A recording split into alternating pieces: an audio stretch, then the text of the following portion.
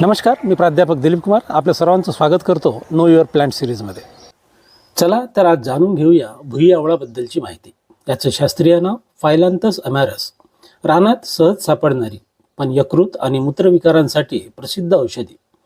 30 ते 60 सेंटीमीटरची ही नाजूक वनस्पती बारीक फांद्यावर दोन्ही बाजूंनी रांगांनी बसलेली लहान हिरवी पानं आणि अगदी सूक्ष्म फुलं अशी सहज ओळखता येते. जगभर उष्णकटिबंधात उगवते आणि ओलसर माती सावलीत काही महिन्यात तयार होते.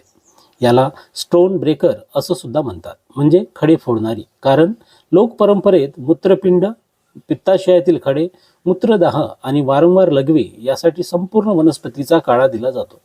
आयुर्वेदात कावीळ, हेपॅटायटिस सारख्या यकृत विकारांबरोबर अतिसार, आमांश, ताप, त्वचाविकार आणि काही स्त्री रोगातही याचा उपयोग वर्णनात आहे.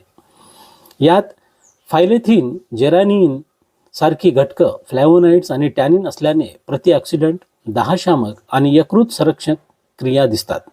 वापर कसा? ताजी वनस्पती 10 ते 15 ग्राम पाण्यात उकळून काढा.